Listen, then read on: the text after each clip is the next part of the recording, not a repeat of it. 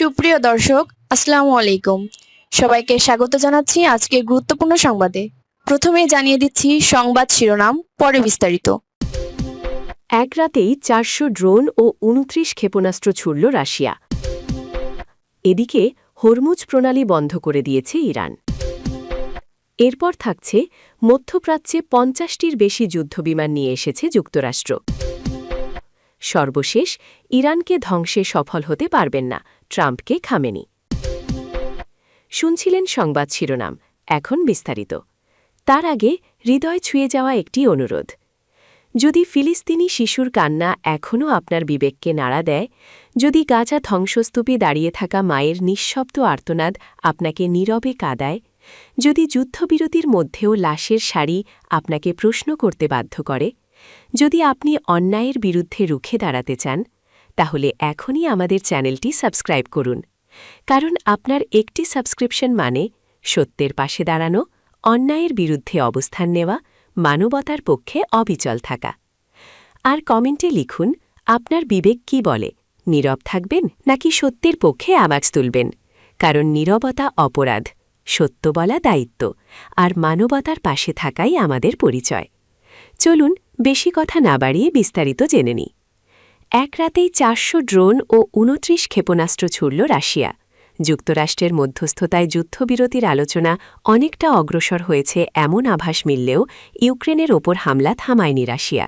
সোমবার ১৬ ফেব্রুয়ারি রাতভর প্রায় ৪০০টি ড্রোন এবং বিভিন্ন ধরনের ২৯টি ক্ষেপণাস্ত্র বিচ্ছুত করা হয়েছে বলে জানিয়েছে কিয়েভ।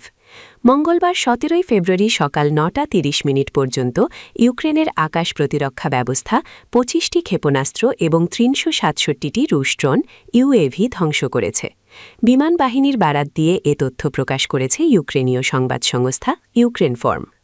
প্রতিবেদন অনুযায়ী মোট ৩৯২টি আক্রমণ নস্যাৎ করা হয়েছে। এর মধ্যে রয়েছে ২০টি বি-১০১ এয়ার লঞ্চড ক্রুজ ক্ষেপণাস্ত্র, ৪টি ইস্কান্দার কে ক্রুজ ক্ষেপণাস্ত্র, একটি বি-৫৯৬৯ গাইডেড এয়ার লঞ্চড ক্ষেপণাস্ত্র এবং ৩৬৭টি বিভিন্ন ধরনের ড্রোন। এসব ড্রোনের মধ্যে শাহেদ, গেরদেরা ও ইতালমাস সহ অন্যান্য ইউএভি ছিল। তবে সব হামলা প্রতিহত করা সম্ভব হয়নি। ৪টি ব্যালিস্টিক ক্ষেপণাস্ত্র এবং ১৮টি হামলাকারী ড্রোন ১৩টি স্থানে আঘাত হেনেছে বলে জানানো হয়েছে। ইউক্রেনের প্রেসিডেন্ট ভলোডিমির জেলেন্সকি এই হামলাকে সমন্বিত আক্রমণ হিসাবে উল্লেখ করেছেন। তার ভাষ্য, পরিকল্পনাভাবে ইউক্রেনের জ্বালানি খাতে সর্বোচ্চ ক্ষতি সাধনের উদ্দেশ্যেই এ হামলা চালানো হয়েছে। আন্তর্জাতিক অংশীদারদের প্রতি আহ্বান জানিয়ে তিনি বলেন, জীবনের বিরুদ্ধে পরিচালিত এসব হামলার জবাব দিতে হবে এবং রাশিয়ার আগ্রাসনের জন্য মস্কোকে জবাবদিহির আওতায় আনতে হবে। তার মতে, ন্যায় বিচার ও কঠোর অবস্থান নিশ্চিত হলে ডিপ্লোম্যাটিক প্রচেষ্টা আরও কার্যকর হবে। এজন্য রাশিয়ার ওপর কঠোর নিষেধাজ্ঞা আরোপ এবং ইউক্রেনীয় সেনাবাহিনী ও আকাশ প্রতিরক্ষা ব্যবস্থার প্রতি দ্রুত ও ধারাবাহিক সহায়তা অব্যাহত রাখা জরুরি। অন্যদিকে রাজনৈতিক উত্তেজনা বৃদ্ধির প্রেক্ষাপটে জেনেভাতে মার্কিন প্রতিনিধি দল ইরানের পারমাণবিক কর্মসূচির পাশাপাশি রাশিয়া ইউক্রেন যুদ্ধ নিয়েও পৃথক বৈঠক করবে বলে জানা গেছে। এর আগে ২৩ জানুয়ারি অনুষ্ঠিত ত্রিদেশীয় বৈঠকে যুদ্ধ বন্ধের জন্য ইউক্রেনকে চূড়ান্ত শর্ত দেয় রাশিয়া। শর্ত অনুযায়ী ইউক্রেনকে পূর্বাঞ্চলের দনবাস অঞ্চল থেকে সেনা প্রত্যাহার করতে হবে। পরে আবুধাবিতেও আরেক দফা ত্রিদেশীয় বৈঠক অনুষ্ঠিত হয়। এদিকে যুক্তরাষ্ট্রের সাবেক প্রেসিডেন্ট ডোনাল্ড ট্রাম্পের প্রস্তাবিত ২৮ দফা শান্তি পরিকল্পনায় বলা হয়েছে, ইউক্রেনের ক্রিমিয়া, লুহান্স্ক ও দোনেৎস্ক অঞ্চলকে কার্যত রুশ ভূখণ্ড হিসেবে স্বীকৃতি দেবে যুক্তরাষ্ট্রসহ একাধিক পক্ষ। পরিকল্পনায় ইউক্রেনের সেনাবাহিনীর আকাশ সীমিত করা এবং ধাপে ধাপে মস্কোর উপর আরোপিত নিষেধাজ্ঞা প্রত্যাহারের প্রস্তাবও রয়েছে। এদিকে হরমুজ প্রণালী বন্ধ করে দিয়েছে ইরান। বিশ্ব বাণিজ্যের ধমনীতে তালা। ইরানের এক ঘোষণায় কাঁপছে বিশ্ব অর্থনীতি। বন্ধ হরমুজ প্রণালী। বিশ্বের বাণিজ্যিক মানচিত্রে যেন নেমে এসেছে অশনি সংকেত। হঠাৎ করে ইরান ঘোষণা দিয়েছে, সাময়িকভাবে বন্ধ করে দেওয়া হয়েছে বিশ্বের অন্যতম গুরুত্বপূর্ণ জলপথ হরমুজ প্রণালী। এই একটি ঘোষণাই বদলে দিতে পারে বৈশ্বিক জ্বালানি বাজার, আন্তর্জাতিক বাণিজ্য এবং ভূ রাজনীতির ভারসাম্য।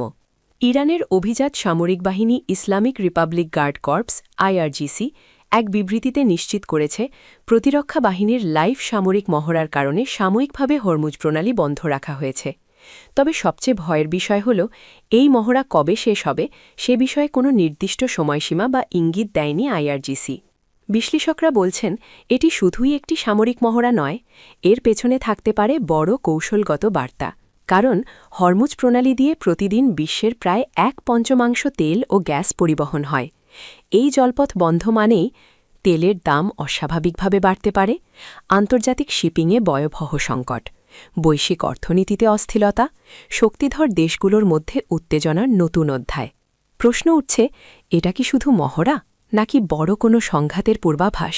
বিশ্ব রাজনীতির পর্যবেক্ষকদের মতে এই সিদ্ধান্ত শুধু সামরিক নয়, বরং কূটনৈতিক ও কৌশলগত চাপ সৃষ্টির একটি শক্তিশালী অস্ত্র। আরও ভয়ঙ্কর দিক হল, ইরান এখনও স্পষ্ট করে জানায়নি ঠিক কতদিন এই গুরুত্বপূর্ণ জলপথ বন্ধ থাকবে। ফলে আন্তর্জাতিক বাজারে অনিশ্চয়তা বাড়ছে প্রতিদিন। বিনিয়োগকারীরা আতঙ্কিত, শিপিং কোম্পানিগুলো বিকল্প রুট খুঁজছে, আর বিশ্ব নেতারা নীরবে পরিস্থিতি পর্যবেক্ষণ করছে। এখন প্রশ্ন একটাই, এটা কি সামরিক মহড়া নাকি বিশ্ব রাজনীতির মানচিত্র বদলে দেওয়ার সূচনা? নতুন কোনো যুদ্ধের ছায়া কি ঘনিয়ে আসছে মধ্যপ্রাচ্যে? বিশ্ব কি আরেকটি বড় জ্বালানি সংকটের দিকে এগোচ্ছে? হরমুজ প্রণালী বন্ধ, একটি সিদ্ধান্ত, কিন্তু এর প্রভাব হতে পারে গোটা বিশ্বের ওপর। সামনে কি আসছে তা জানতে চোখ রাখুন আন্তর্জাতিক পরিস্থিতির দিকে, কারণ এই ঘটনা শুধু ইরানের নয়, এটা এখন বিশ্ব সংকটের গল্প। সর্বশেষ, মধ্যপ্রাচ্যে 50টির বেশি যুদ্ধবিমান নিয়ে এসেছে যুক্তরাষ্ট্র। মাত্র একদিনের ব্যবধানে মধ্যপ্রাচ্যে কয়েক ডজন যুদ্ধবিমান নিয়ে এসেছে যুক্তরাষ্ট্রের সামরিক বাহিনী। গত বুধবার 17 ফেব্রুয়ারি এ তথ্য জানিয়েছে ফ্লাইট ট্র্যাকিং সংস্থাগুলো। সুইজারল্যান্ডের জেনেভায় ইরানের পরমাণু কর্মসূচি নিয়ে ফের বৈঠকে বসতে যাচ্ছে যুক্তরাষ্ট্র ও ইরান। এর মধ্যে তারা যুদ্ধবিমান নিয়ে এলো। এর মধ্যে রয়েছে F-22, F-35 এবং F-16। এগুলোর সঙ্গে একাধিক রিফিউলার বিমানও নিয়ে আসা হয়েছে, যেগুলো মাঝ আকাশে সাধারণ ও যুদ্ধবিমানকে জ্বালানি দিয়ে থাকে। সংবাদ মাধ্যম অ্যাক্সিয়সকে মার্কিন এক কর্মকর্তা জানিয়েছেন, গত 24 ঘণ্টায় মধ্যপ্রাচ্যে 50টিরও বেশি যুদ্ধবিমান নিয়ে আসা হয়েছে। এর আগে ওই অঞ্চলে বিমানবাহী রণতরীসহ অন্যান্য যুদ্ধজাহাজের বিশাল বহর জড়ো করেছে মার্কিন সেনারা। এর মধ্যে গেল যুদ্ধবিমান। গত জানুয়ারিতে ইরানে ব্যাপক সরকার বিরোধী বিক্ষোভ শুরু হয়, যা কঠোর হস্তে দমন করে ইরানের নিরাপত্তা বাহিনী। বিক্ষোভকারীদের ওপর মারণাস্ত্র ব্যবহারের অজুহাত দেখিয়ে ইরানের চারপাশে সামরিক সক্ষমতা বৃদ্ধি করছে যুক্তরাষ্ট্র।